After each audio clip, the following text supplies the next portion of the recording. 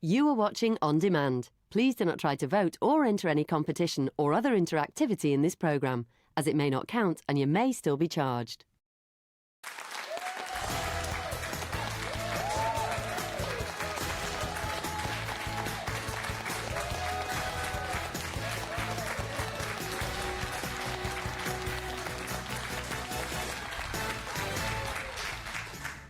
And welcome to your final Loose Women of the Week and putting the world to rights just in time for the weekend alongside me, Nadia Sawaritz, Katie Piper, Linda Robson and Judy Love.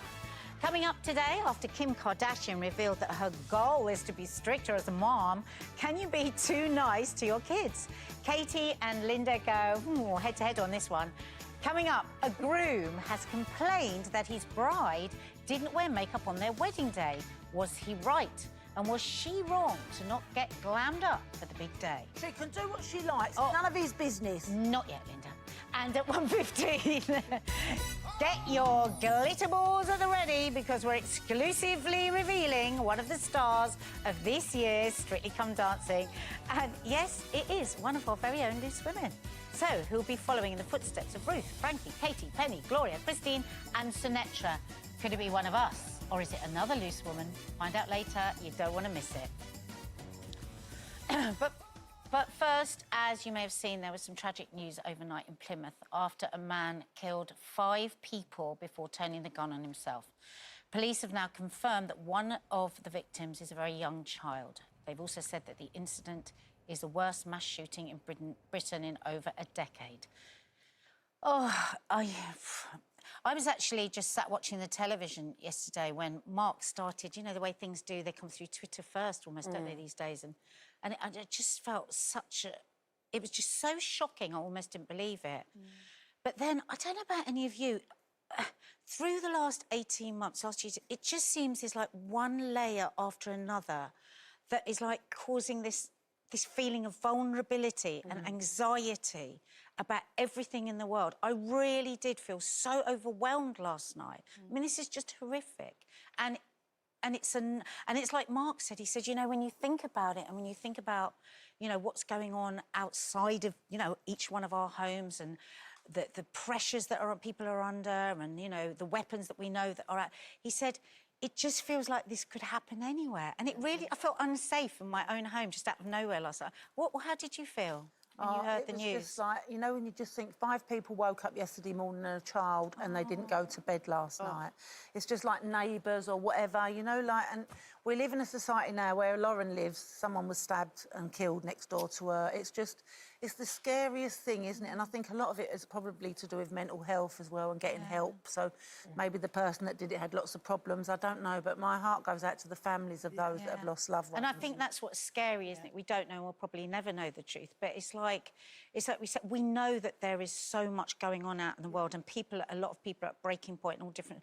Has it left you feeling more vulnerable in a way, Judy? It has, because you know what, I feel like we've been in such a tunnel of COVID, that the only thing that takes us out of it at times is other traumas. You know, we've seen this throughout the year of different events that have happened that have really impacted us as a community. So when you're in one tunnel of trauma and looking for escapism, and then you outside of it, all these other things to remind you that other things are going on, unfortunately, like murders and unfortunately, you know, like poverty in children, regardless of what they're eating and all those different things. Like you said, it just feels like a layer amongst a layer and almost like there's other bubbles. And we have been restricted, and it's a very hard thing to say, but we've got to remember the same people who were committing these crimes and these offences and causing harm, they've also been contained and maybe at a level of just bubbling, and this is what we've got to worry about, and you know, it's heartbreaking. I mean, you're it's right. hard, isn't it? It's that harsh reminder of the fragility of life. But I will say, for lots of people watching today, it's going to be a trigger, particularly people that have had violence or abuse in their life.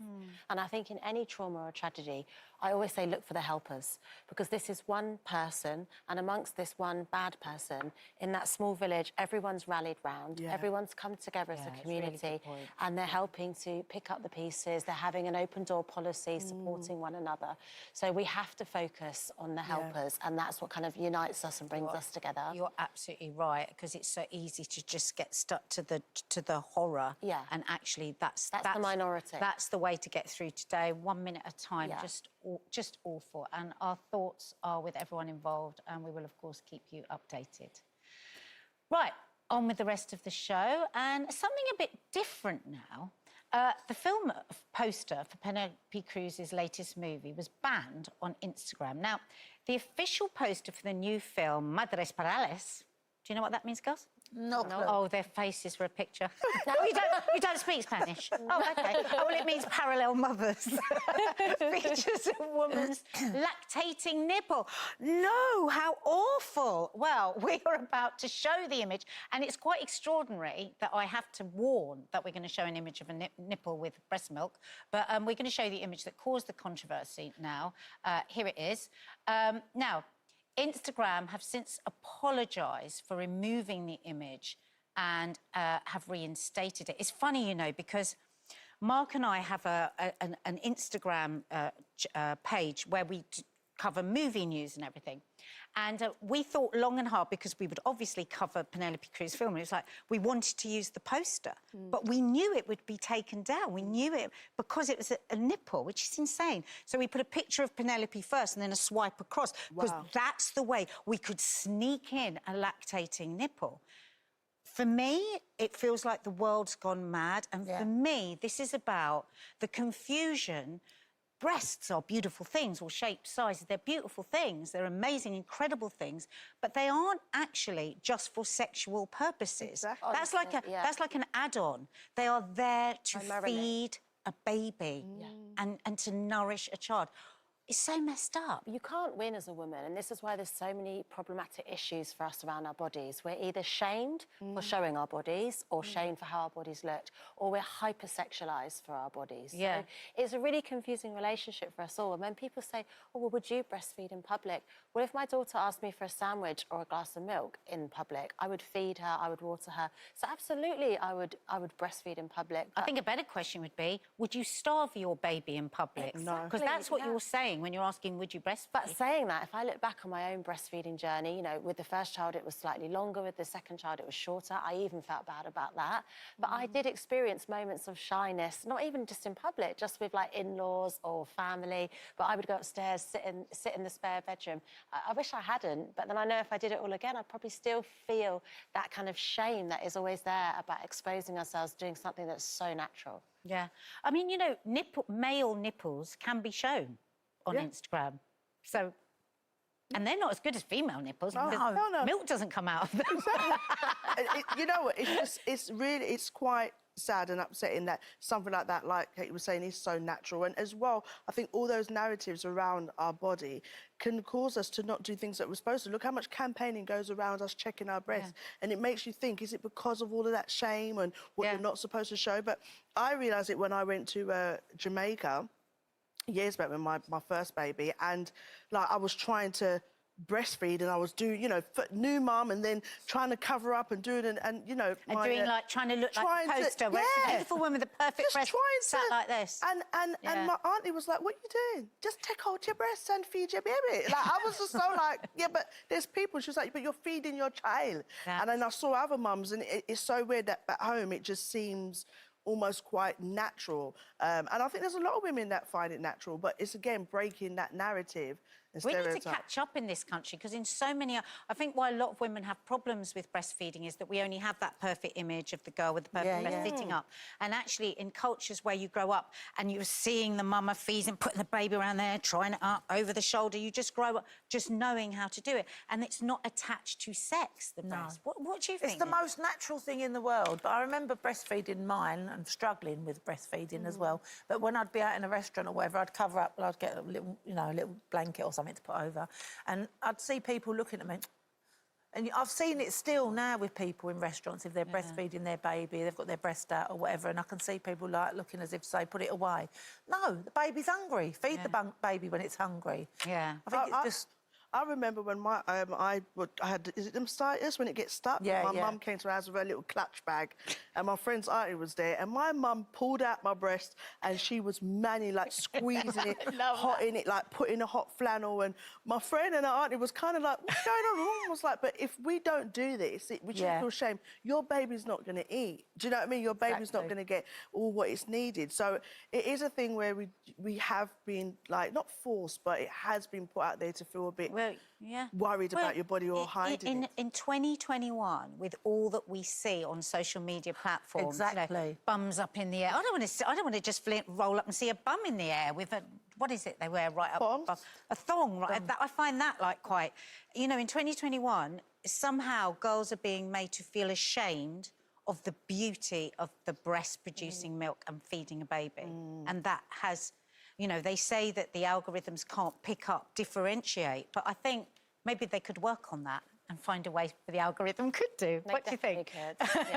Well, let's hope the younger generation doesn't feel maybe what some of us have felt regards to breastfeeding and that whole narrative about what we shouldn't show and how we should show it. Well, it's progressive that on daytime telly we're chatting so openly about it, because maybe 10 years ago you wouldn't have had this conversation. I remember doing the vagina monologues and we weren't allowed to use... OK, right, Linda. the word vagina. It's the same thing. You weren't. It's ridiculous. You had to say anything in the world apart from that. What word did you use? We just said we're doing the monologues. We weren't allowed to say the vagina monologue. And obviously I said vagina a few times. Of course you did. Trouble. You've already said it 3 times. Thank you. Right, plenty more to come. We're debating how long it takes us to get ready. We've got a really shocking wedding story that you're going to love. And a few minutes, Kim Kardashian says that she never says no to her brood, but how strict should you be with your kids? Katie and Linda are going to go head-to-head in this debate. Yep, they are. But which one of them lays down the law and which one never says no? Find out after this.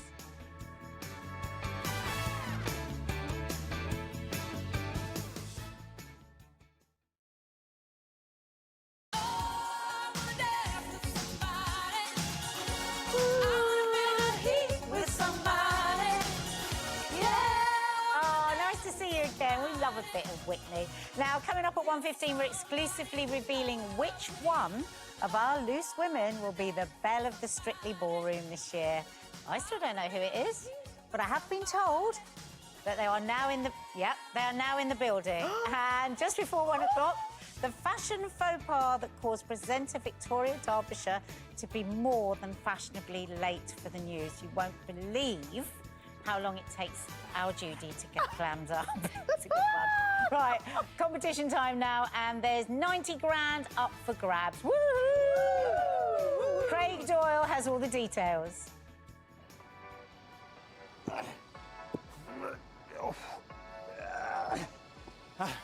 Oh, that's a tough climb.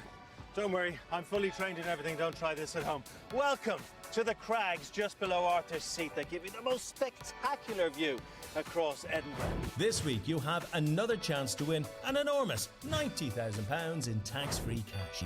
What would you do if you won all that money? If I won £90,000, I would buy a camper van. If I won £90,000, I would spend it on a holiday home near the sea. If I won £90,000, I'd probably open up a beachfront bar. If I won £90,000, I would take my family on a cruise around the Caribbean. For another chance to win, go to the website. Entries cost £2. Text cash to 81119. Text costs £2 plus one standard network rate message. Call 09068 781119. Calls cost £2 plus your network access charge. Or post your name and number to DY30, PO Box 7558, Derby, DE10NQ. Entrance must be 18 or over. Lines close on Friday, the 27th of August at 3 p.m. Best of Irish luck. Oh, Katie just asked me the most bizarre question that I can't repeat. Am I allowed to say it? Yes, say it. We were talking about anatomy, female anatomy, and she said, which hole do you think an egg comes out of a chicken? Bottom or vagina? I didn't even know they had two holes. Yeah, that's what I mean. I think they only have the bottom. Oh, is that I think She's not sure. She's only... Well, if anyone knows, do Why write are you in. asking that? These are the conversations on a long car journey me and my kids have, you see. This is the level of intellect. If there's any vets watching, get in touch. Please. Right, talking of kids, multi-millionaire Kim Kardashian may be tough when it comes to business, but when it comes to her kids, not so much. After Kim revealed her new goal with her 4 little ones is being stricter and saying no, after always giving them in too easily. She says that, you know, those big eyes, when they ask for candy, she just can't say no. Are you the same? Strict? I'm going to reveal a side to me that not many people will know. Oh, goody. Oh, goody. But I run a very tight ship at my house. Wow. Right? So there's separation between adult time, child time. Bedtime is the same time every day, whether it's the weekend, whether it's the summer holidays. Oh, my God. Maybe a trip abroad once a year, there might be a slightly, like, 45 minutes added to stay up a bit later. All snacks. What time's bedtime? It's 6 o'clock for my youngest and 7 o'clock 6 for my o'clock? eldest. Yeah, she's 3. She gets up at, like, you know, 6:30. So that's a long 12 enough day. hours, She's yeah. tired. Wow, OK. All snacks are on the top shelf. All child locks have remained on the cupboards. You can't help yourself to snacks, to foods, to I need to dessert. come to your house when I'm on a diet. And when I need a good kip. And then we have, like, so the kids know it's always been this way. It's not like a new thing. Yeah. And then we have a stair gate at the bottom of the stairs and a stair gate at the top of the stairs. And when it's lights out, it's... I mean, obviously, if you need the loo, you go to the loo. But anything other than that, if you come out, you know, there's a punishment, there's a consequence. Well, what sort of consequence? Well, they'll just lose, like, 30 minutes telly. They'll lose a pudding after lunch. How much telly do they get? Linda's coming out in hives. How much telly time do they get? They just have TV, like, after school, so before dinner, you know, so sort of like 4 o'clock till, say... So they wouldn't 5 have cereal or watching cartoons? And No, breakfast has to be at the table in the kitchen. They can't have breakfast in the lounge. So... It sounds Do you know very what? Victorian. No, you know what it is? I'm Sounds more still the mum 70s. taxi at the weekends. You know, I'm off to swimming lessons, but I dedicate my weekends to them. But in the week, there's a boundary because I'm working, I'm getting ready, and they respect that boundary and they know no different, you know. So And the thing is, time and time again, what do we hear? That kids actually that have really clear boundaries feel very safe, feel very secure. You still can look after your relationship. I'm sitting here wishing I could just have my time again because I was the sort of mum that went, it's a bit of a party, let them down. Poor things. Now they have chaotic eating, they have chaotic sleeping, and it's no one's fault except my own because so I didn't put the hard work in. But they're so lovely. They're lovely, but they don't sleep. But I do hear what you're saying about the boundaries. Like, throughout lockdown, I suppose for everybody, things just went, you know, fell apart. And I was going to bed the same time as the kids, just go in bed. And there was one night something came on and I thought, I want to sit down, have a nice little glass of wine and watch that by myself. And so my son went to go to bed and he turned around to me and went, "You're not coming up?" I was like, "Who are you?" You're not coming out, what are you doing? I was like, he was like, "Turn off the telly, Mum, you're not coming out." I said to him, "No, I'm watching." And he was so, like, shocked. And it made me realise about having that boundary and, like, that parent time and that wind-down time and that adult time. Protected. So that is definitely needed, and I've definitely put that back into place now. And you're a single parent, so like Mark gets the option to be the yes man, the one that's the fun and all of that, because he knows I'm going to say no occasionally. Yeah. But I suppose as a single parent, it's difficult. You've got to be both, haven't you? Yeah, there is that side of me that is, well, the one side of me that is like I have to be those two sides. So I am the one that can do fun and play, but I am the disciplinary one, the one that will put her foot down. And I think, you know, I've still got that... How do you do that? What Well, do you I've like still got that bit of old school West Indian me. I'm that black mum, OK? I'm that black mum where I'll give someone else's child the look, OK? Sit down. But I've got that still kind of like, you know, that authority. I like my kids to know when I speak, I want to speak once. Oh, Do you God, understand what I'm saying? scared. It's that kind of, I want to speak once, and if I have to speak again, then it's a problem. Come to mine. You can come to mine. Yeah, it's just one of the, and they know. My son knows. So they will always push the boundaries. They'll giggle a little bit if you told them something. You know, I feel like I am blessed with the kids that I have. They do listen to me. But, you know, they're going through that transition. My son is 11. My daughter's 16. Son's going to start secondary school. Like you said, I'm a single parent and I'm raising a boy in London. Yeah. I need him to know my mum is a boss. And if she tells me to come home at 8, a particular way, I need to do it. That's what I need him to have, that understanding, because anything we're doing as parents, whether we are a bit more relaxed or we are much more structured, it's all about trying to keep them safe and loving them, and that's what I'm trying to hold on to. Me and Nanny Linda are a bit soft, aren't we, Nanny? Yeah, when my mum looked after my kids, I mean, I was working from a young age, so my mum used to look after my kids all the time, or my husband looked after the kids, and she had boundaries, and they stuck to those boundaries. And then when I'd get back from location or wherever I was, things would go out the window, and she used to say to me, "Oh, you've ruined them kids, honestly, you really have."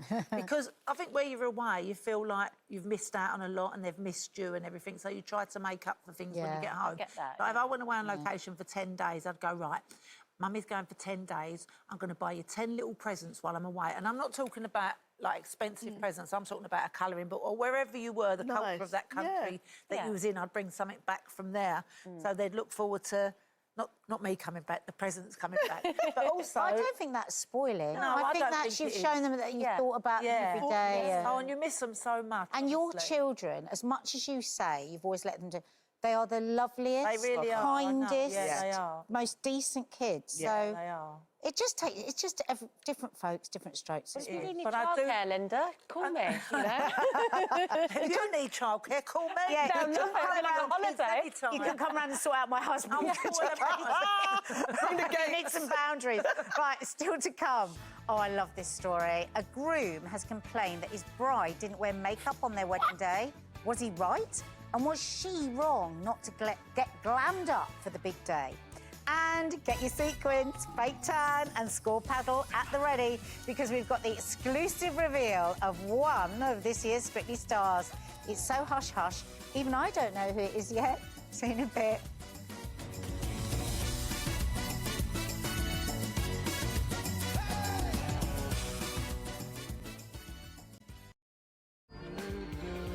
He swapped his sequins for Singing in the Rain. Former Strictly star Kevin Clifton joins Loose Women to chat about life after the show and why he decided to leave the ballroom for the West End.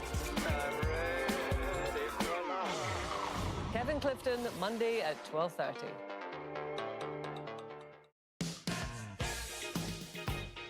Come on, girls. I mean, Dance again. Let's dance. Oh, go on, Jude. Go on. Welcome back to Friday's Loose Women. We're easing you into the weekend. It's Katie Piper, Judy Love, Linda Robson and me, Nadia Sawala. Coming up, one of us will be putting our dancing shoes on as we reveal the next queen of the Strictly Ballroom. I literally have no idea who it is, but all will be revealed at 1:15. Now, as more than most people know about the struggles of live telly... Oh, sorry, I said that wrong. I love you. Now, us, more than most people, now you might know what I'm talking about, know about the struggles of live telly and on-air mishaps. So, our hearts went out for BBC newsreader Victoria Derbyshire, who has had a bit of an on-air struggle. Oh, honestly, we really do know what that's like. She couldn't get her shoes on. Have a look.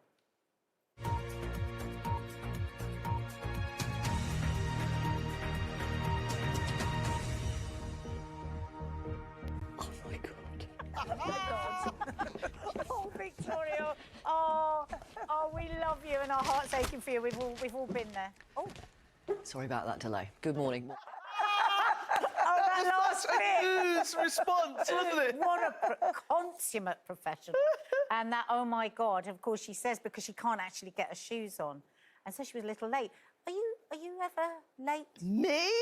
Due to getting ready? The thing is, it's not intentional. I'm never intentionally trying to be late or just think, oh, who cares? I turn up when I want to turn up. What the thing is, I usually plan, like, I think, oh, I'm leaving at 8, so I start getting ready about, 7:30, no, about 6:30. I give myself an hour and a half, 2 hours, and then I'm like, oh, I've got time. I want to tidy up, because I like to get dressed up and glammed up when the house is tidy. So I think, OK, I'll do a little quick hoover, maybe I'll make a little food, I'll pour a glass of wine, and then, like, half an hour's gone. I'm like, oh, I've got an hour left. So I'll be fine. Do you know what I mean? I know the taxi's coming, like, 10 minutes before, and then I think to myself, oh, my gosh, I've got free time. I like to have a shower. I like to dry naturally. Free time? Yes, I'll lie on the bed, like, naked. Dry naturally? You dry naturally. Yeah, I don't use a hairdryer. But then I'll just lie there, especially if I'm going out. I know usually kids not in the house. I'll just lie on the bed, naked, dry naturally,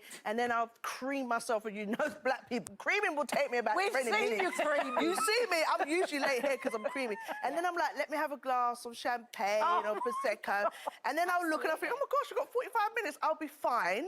And then I think to myself, I haven't spoken to my girl for a little while, so I'll phone her. Even I'm going to see her in 45 minutes. And then before I know it, I'm looking at the time and I've got 20 minutes left. And usually I realise I've only got 20, 15 minutes left because the taxi will message me and say it will be here in 15 minutes. And sometimes my daughter's there and then I go into a complete panic because I'm like, I've still got my wig to put on. And then I'm asking to put the eyelashes on. I'm trying to do the wig at the same time. I'm still trying to cream because eyelashes on the nose. Eyelashes on the nose. Where's the outfit? And then at the last minute, usually I'm like, I want to change what I'm wearing. And then before I know it, I'm like 15 minutes late. But then, right, okay, you know... so we're pre-warned, so we'll just book But I'll always let you know. I had someone say this to me, oh, why... You always say, oh, you're 10 minutes late. And I said, but I let you know beforehand. I told kind of you. How considerate. Yeah. What about you? So you're going out at 8, Linda. What time do you get ready? I'll start getting ready about 1:45.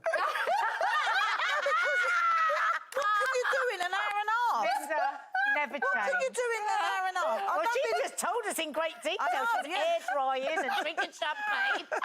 Haven't you got a towel in your house? I yourself. do, but I put it on the bed and lie on it and just, you know... Katie's nodding away here with the air drying. No, me and Judy, we could get ready together. I'm a natural dryer. I like a bit of naked time. I'm a solid 2 hours. I book it out in my diary. I've got an electronic diary. I label it as glam. It's 2 hours solid. And I like to let my hair set. I do the eyes, leave the skin to air. I walk around a bit. I see if there's anyone I need to catch up with on text.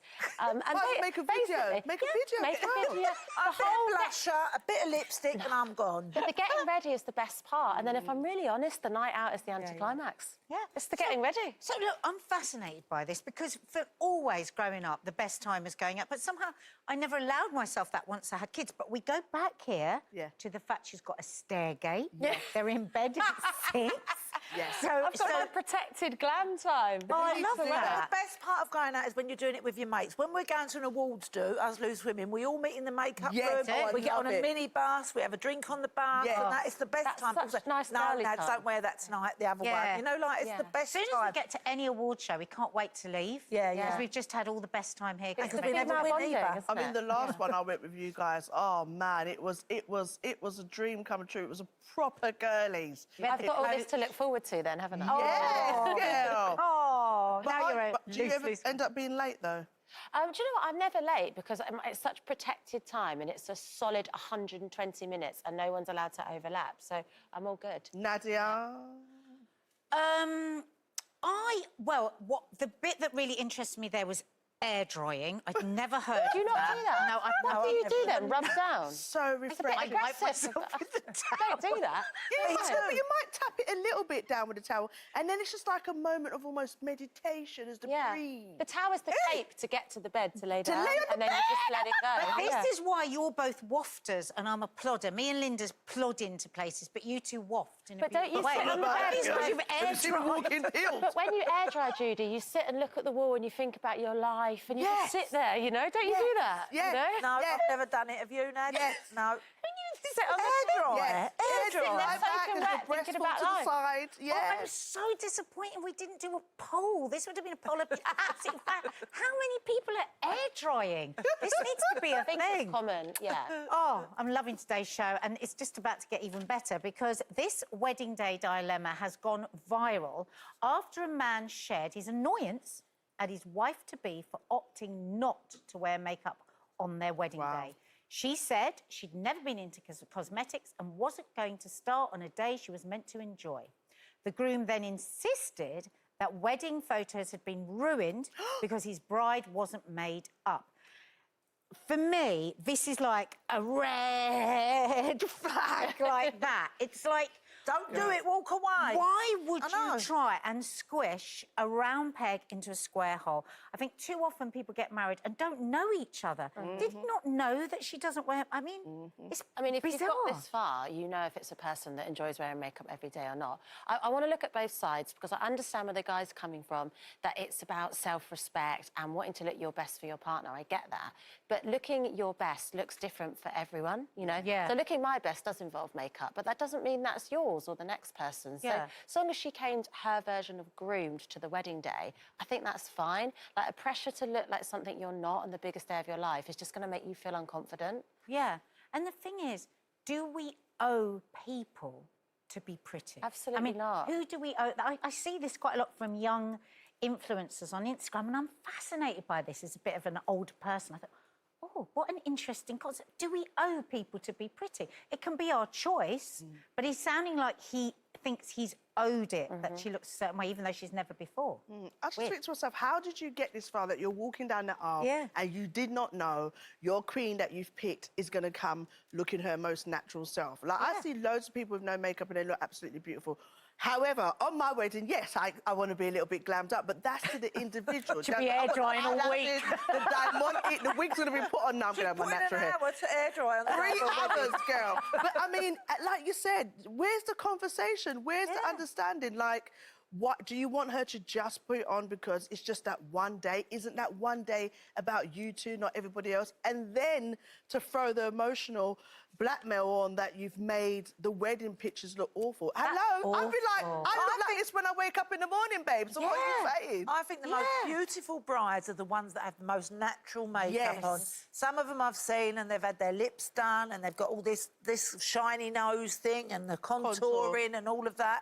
They look like a panto dame. I think a lot of them. I imagine that sometimes it must be really difficult, actually, for men, you know, when they turn round and actually the person is so far removed from the person they normally see that it must be quite a shock, you know, into, you know, big hair and actually this woman has just come down the aisle as the person that he knows. I feel quite sad about it for her, It's a feeling, like how pretty you are is how you feel and what you project. And if she is totally dolled up and that's just not her, she's going to feel uncomfortable and, you know, that's just outside opinion. She should go with what makes her feel beautiful. But it's almost like what you said earlier, Katie, that we can't win or lose because I've seen articles and stuff on Instagram where a husband had complained and wanted a divorce because how he'd seen they weren't having sex before marriage or anything like that. They didn't live together. So how she turned up was so done up. And then the next day when she took the makeup off, he was like, who are you? So if you wear too much makeup, it's not good. And if you don't wear enough and you feel like you want to be your most natural self, I think, look, it's you two, never forget, it's you two who are getting married. It's your wedding day. And a simple thing like that, if you don't know each other beforehand, it's a problem. Like you said, that's a big Maybe we should just get married with no makeup and just be totally naked. Here I am. You went far. Me. This is me. Hair drying. Hair drying. Dripping. I mean, but actually, you know, if Mark had turned up at the wedding with hair growth, because I don't like it. I like him clean shaven. I like him clean shaven. I would feel disappointed. I mean, are we going to be a bunch of But he knows that about me.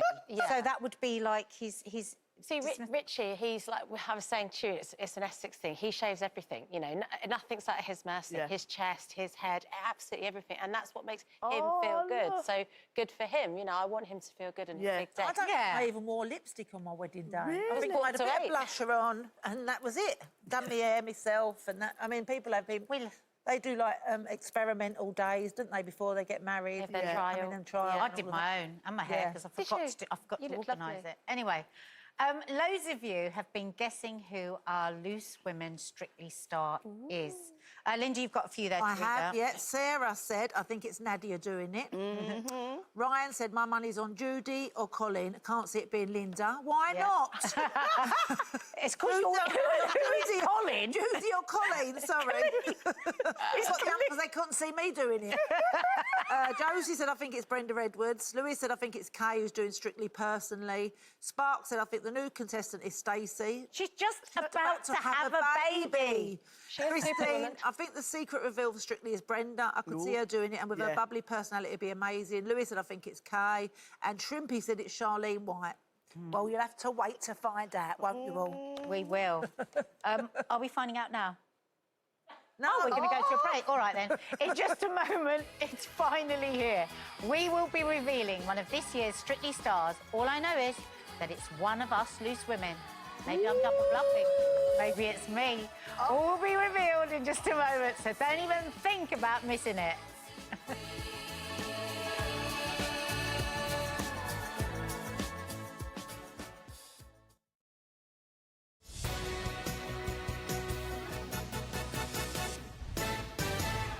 Welcome back. It's finally time for us to reveal who is our Strictly Dancing Queen. No. Judy's face. No, I genuinely don't know who it is. So, which loose woman is joining Strictly Come Dancing 2021?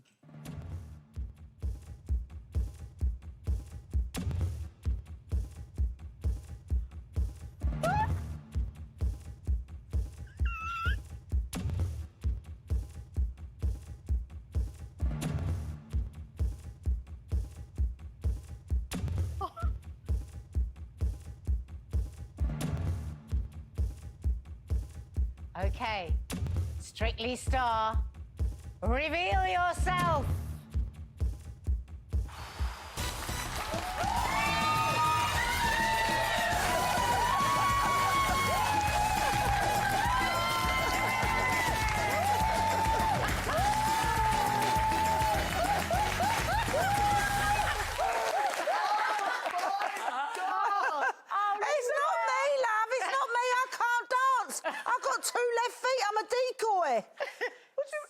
So who is it then, Linda? I don't even know who it is, but it ain't me. I'm confused. I'm very confused. So who is it? Wait and find out. Oh my, I knew it. It's not you, is it? Nadia, I knew it was you. In my heart, I wanted it to be you, but it's me!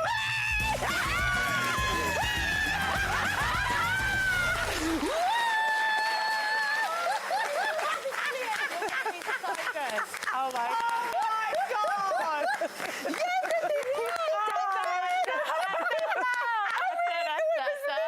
I really thought it was you. I thought it was you. Then I thought it was Linda. I thought it was Nadia. Everyone thinks it's me on social media. I didn't know I could act so well, honestly. You have been. I'm now scared of you. No, don't say that. And the Oscar goes to Judy. You were so stoically not seeing Linda on the hoop. Okay, we've got to go. Okay, we've got so many questions.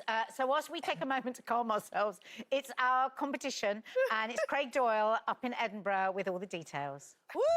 Hello, everybody. Well, today is going to be a good day. The sun is out. We're strolling along the cobbles in the beautiful city of Edinburgh. And most importantly, you, yes, you, are about to get the chance to win £90,000 in tax-free cash. You have another chance to win £90,000 in totally tax-free cash. Just what would you do if you won all that money? The festival is back. I said the festival is back. Which means you get to see people like the wonderful Alice Rabbit. Tell everyone about your show. What's going on? Well, my show, it's my Fringe headline debut. It is called Alice Rabbit's Icons, a showcase of Scottish drag excellence, kings, queens, trans performers, burlesque, live singing, lip syncing. We throw talent at the audience, and we hope they throw it right back. Well, you might be throwing talent at the audience. We're going to throw 90 grand at you. If you want to win, this is what you have to do. For another chance to win, go to the website. Entries cost £2. Text cash to 81119. Text costs £2 plus one standard network rate message. Call 09068 781119. Calls cost £2 plus your network access charge. Or post your name and number to DY30, PO Box 7558, Derby, DE10NQ. Entrance must be 18 or over. Lines close on Friday, the 27th of August at 3 p.m. The best of luck. Oh my! I am in shock. I'm unable to function. So if you just missed it, Judy, who we all thought was, but the producers double stinged us, is joining Strictly this year. I, right from the beginning, have been saying it's you. Really? And all the WhatsApps are going back and forth. I'm going, it's going to be Judy, it's going to be Judy, because you've been talking a lot about your knees. And I thought, it's Judy. She started some sort of rehearsal, but then Linda came down on the hoop. They told me it was Janet. They told you it was because they know you're baggy man. Look at you. So it is you, really? It is me. You really are? Yeah. Oh, I thought Janet was coming in. Oh, our producers have put... This is And you were saying brilliant. earlier, you're waiting for the call. You've had the call. I had the call. Judy, you know what this means? Watch out for the curse. You might be in for an affair. Oh, I'd get a man first, though, wouldn't I? Have you got your eye on anyone in Well, there? you know, my eyes are big, so, you know, I'm always...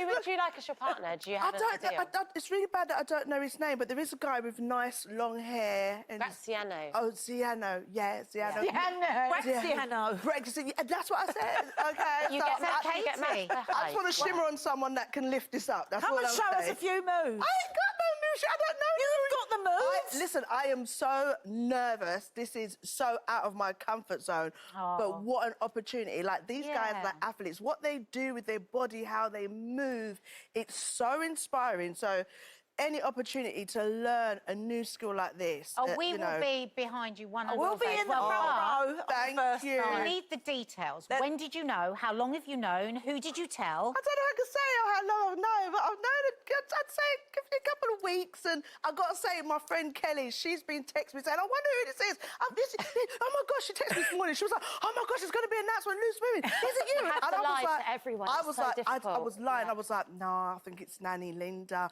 And she was like, oh, okay. She's probably watching that, screaming about that. What was your code name? What was my... my name was Cinderella. Because we had cheeses my year, and I was Brie. I was so glad not to be Camembert. I was Cinderella. So I'm just overwhelmed. I'm just overwhelmed with excitement. Who's going to be the first people that phone you after this and go, how did you not tell us? Kelly. Do the kids know? The kids know now, don't you, kids? Is your phone on? Can Kelly ring you? Yes, she can ring me. I can phone her Kelly, right now. if you're watching... She would probably be screaming. Do you want me to phone her? I'll ask her. She would be screaming with... I'll call her. I'll see if I'll call her. She'll be screaming with sheer delight because she called me this morning. I'll see if she answers. Don't swear if you're watching, Kelly. I'm calling you right now. No swearing.